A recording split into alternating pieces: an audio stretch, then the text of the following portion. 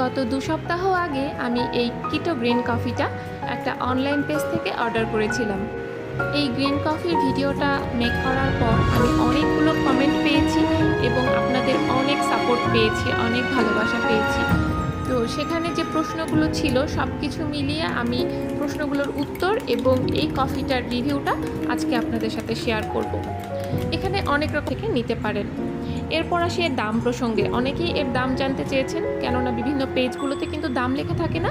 তো এটা আসলে প্যাকেটের গায়ে লেখা থাকে 1990 এবং আমি কিনেছিলাম একটা ডিসকাউন্ট প্রাইসে।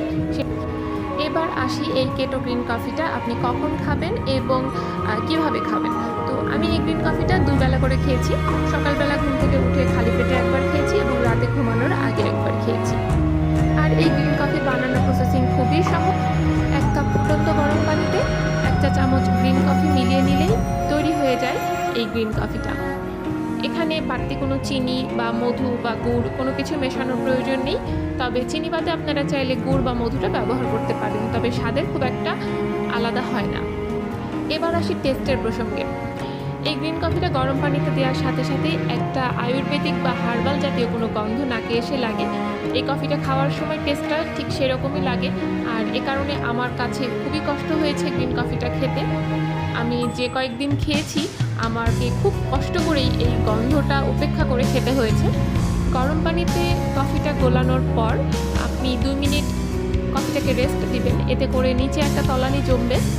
তো সেক্ষেত্রে বেশ তলানিটা অনেক গাঢ় থাকে, এটা খাওয়া খুবই কষ্টকর।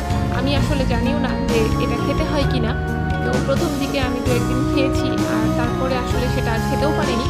আমি ওপরের যে পানির অংশটুকু থাকে, মানে কফির যে রসটা, সেটাই আমি খাওয়ার চেষ্টা করেছি। তারপরও অনেক বিকট একটা টেস্ট ছিল, যেটা খুবই কষ্টকর আমার কাছে ছিল। অনেকে হয়তো সহ্য করে খেতে পেরেছেন। যে আপনারা জানতে চাচ্ছেন আমার কাছে আমার ওজন কতটুকু কমছে। তো 2 সপ্তাহ যেহেতু পার হয়ে গেছে, এই জন্য অনেকেই আরও এখনও আমাকে কমেন্ট করছেন আমার ভিডিওটাতে।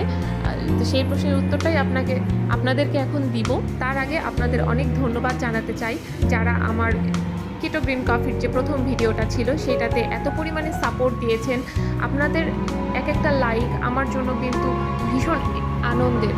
আপনারা যারা আমার ভিডিওতে লাইক দিচ্ছেন, আপনাদের একটা লাইকের মাধ্যমে কিন্তু আমার ভিডিওগুলো আরও অনেকের কাছে পৌঁছে দিতে সাহায্য করছে, আর আমাকেও অনেক সামনে এগিয়ে যেতে সাহায্য করছে।